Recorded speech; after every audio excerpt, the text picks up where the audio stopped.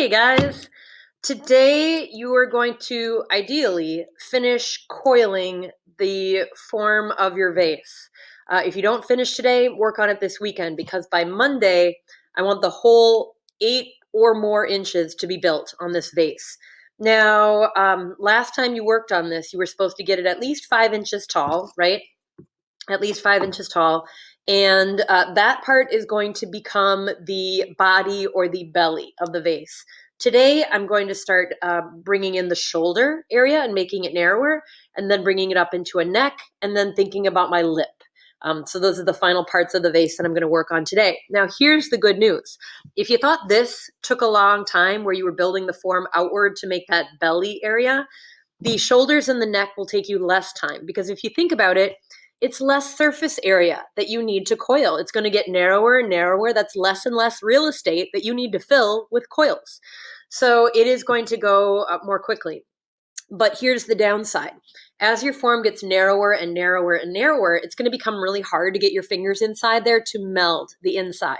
So as long as you can get fingers inside there and can meld by feel, just making it feel like it's blended, it's not really the end of the world if it's not entirely blended. And as it gets so narrow that you can't even get fingers inside there, fine. You've scored and slipped the thing. You're going to meld the outside. That's going to be good enough for the top part. The bottom part, that's going to probably hold water, we do really want to make sure that that's melded on the inside and sealed tight so that it's really truly going to be watertight. So I'm going to go into time lapse here, and I'm going to work on continuing to coil. I'm going to place my next coils to the inside of the previous layer so that I start to get a shoulder and a narrow neck. And then I'm going to bring the form out just a little bit at the top. That's kind of a thing that's traditionally done on a vase, to be able to make the heads of the flowers come out in a nice bouquet at the top. So my shoulder's going to come in, my neck is going to come in and up, and then my lip is going to flare out ever so gently. Okay, so I'm going to time lapse this puppy. Here we go. Don't forget to wedge your clay, even though it's coming straight out of your bag. Make sure you wedge it.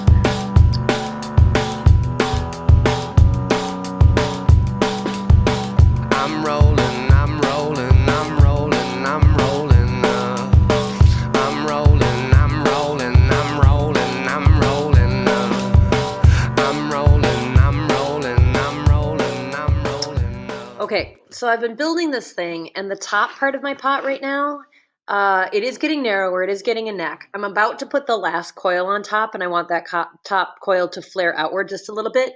But do you see how what I've built so far is taller on one side than the other? I'm going to get my toothpick, and I'm going to trim that so it's flat before I put the last coil on. So that last coil truly is really neat and really perfect. So I'm going to go get a toothpick. I'm going to hold it really steady, and I'm going to turn my pot and just kind of draw a line that's as parallel as I can, and then I'm going to cut that off. I got the feeling with the hot mind on, yeah. I gotta get a new bone. I gotta get a tight tension on. I gotta slip it up until the rust gets gone. I got the feeling with the hot mind on, yeah. I'm rolling, I'm rolling, I'm rolling, I'm rolling. I'm rolling, I'm rolling, I'm rolling. Now this last coil, I'm trying to make it as consistent as possible, because that's going to end up being the lip of this pot. And the lip really needs to look good. Even if everything else that you've done has been really uneven, like the coils have been really uneven, this top piece is what we are going to see. And it's what we're going to assume is happening in the rest of the pot. So I am trying to make this final coil, which of course is not long enough to wrap around the whole thing. So I'm going to have to make a little additional bit to add on there. I want this last coil to be the best coil, the best one I can possibly do.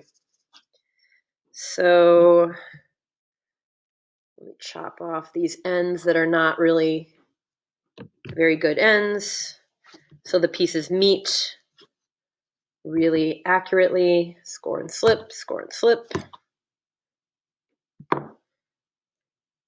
Dang it. Even that one wasn't long enough. Poop.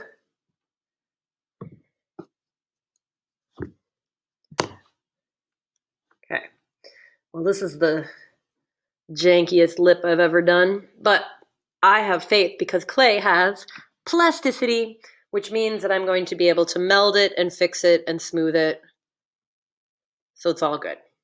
I'm rolling, I'm rolling, I'm rolling, I'm rolling. I'm rolling, I'm rolling, I'm rolling, I'm rolling. Hey Norman, was a throne with a broken arm. Hey Norman, was a throne with a broken arm. So now I have that final layer on there. Let me show you what it looks like from the inside. So I've melded the parts that I can see. I know there's parts on the inside here that I didn't meld, but you know, if I can't get to them or I can't see them, it's kind of like no harm, no foul, as long as I know that I joined it well by scoring and slipping. So I did all my construction. I'm sure it's over 8 inches now. Yep, there's 8 inches. This is almost 9 inches. And I want to caution you not to just stop when you get to 8 inches. Stop when it looks done. Stop when it has a shoulder, a neck, and a little, even if it's just a little bit of a flared out lip, even if you just kind of pinch that lip out, it's going to make it look more finished than if you just stop when you hit 8 inches. Okay, so really think about, what does this overall form look like? What are the proportions? How big is this belly? How big is this neck? How big is this lip?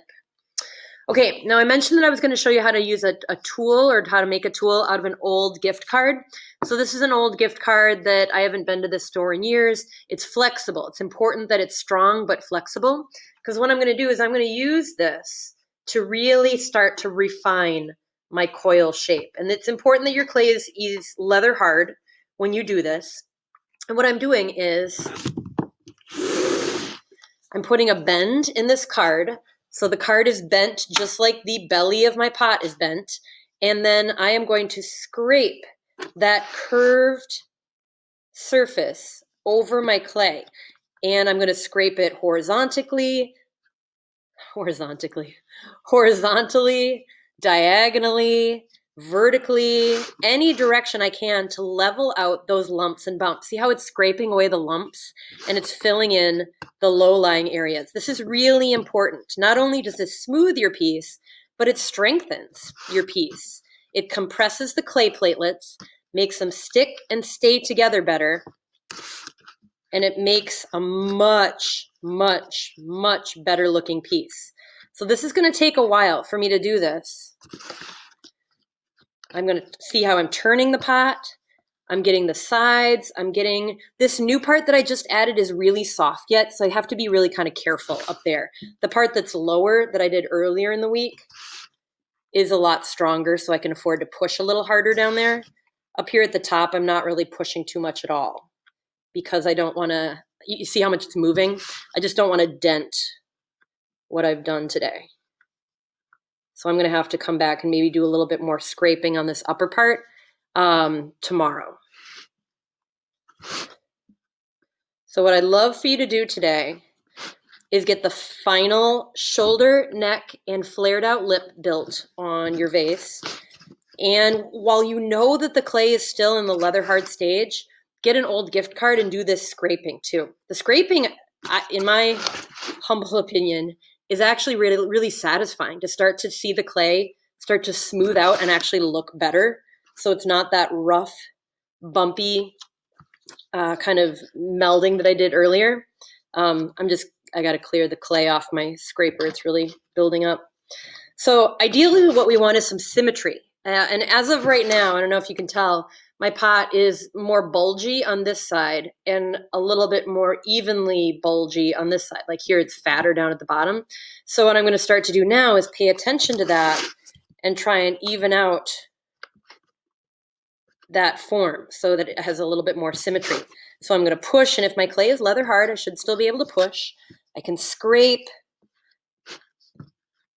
You could take a sponge to this, but I'm going to probably have you wait to take a sponge to it till Monday. So for today, it's just refine, refine, refine with that old gift card, or if you have an old student ID that you don't need anymore, that would be great too.